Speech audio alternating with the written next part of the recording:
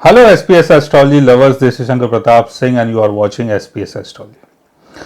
दोस्तों, आज मैं आपको बताने वाला हूं आपके लाइफ पार्टनर की लाइकिंग और डिसलाइकिंग के बारे में और उसकी पर्सनालिटी के बारे में।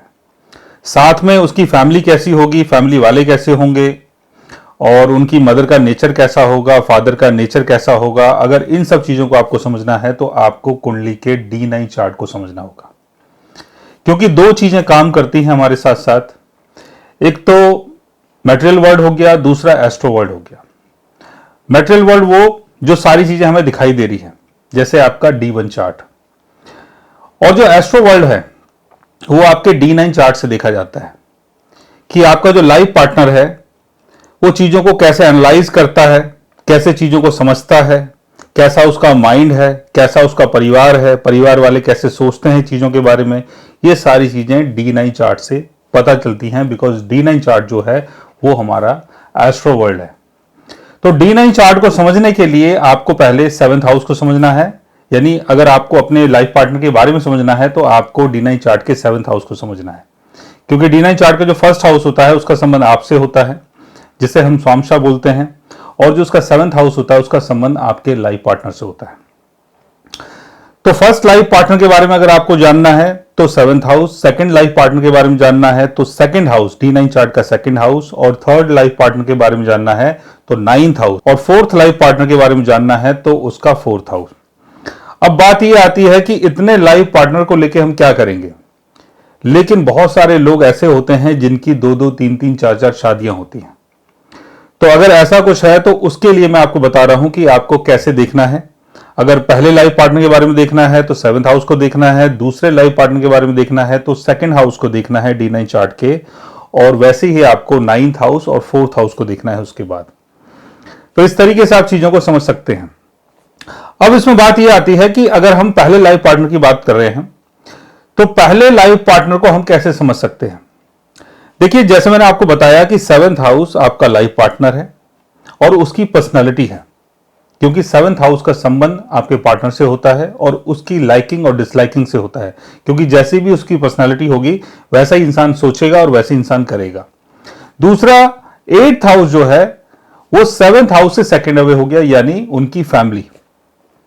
अब उनकी फैमिली कैसी है, फैमिली वाले लोग कैसे हैं, कैसे सोचते हैं, कैसे चीजों को करते हैं, वो वहां से सेकंड हाउस से आपको पता चल जाएगा, यानी 7th हाउस से सेकंड अवे यानी 8th हाउस।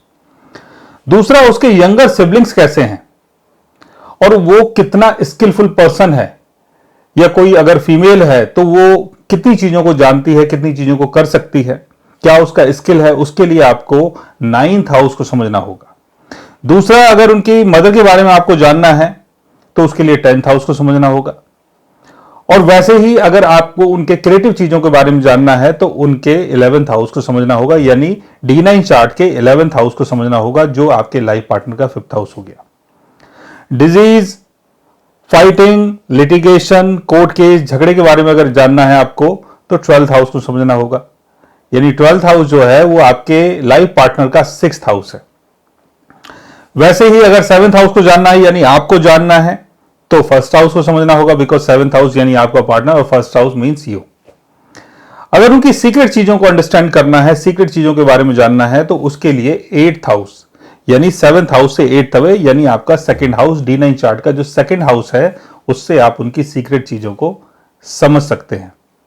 अगर उनके 9th हाउस को समझना है तो 9th हाउस हो गया आपका 3rd हाउस, यानी D9 चार्ट का 3rd हाउस, उनका 9th हाउस। तो 9th हाउस से आपको पता चलेगा कि इनके जो फादर हैं उनकी लाइकिंग और डिसलाइकिंग कैसी है, और फादर की कैसी सोच है, फादर कैसी चीजों को सोचते हैं, कैसा करते हैं, क्या करते हैं। ये सारी चीजें आपको 3rd हाउस से पता चलेगी, यानी आपके लाइफ पार्टनर के 9th हाउस से पता चलेगी।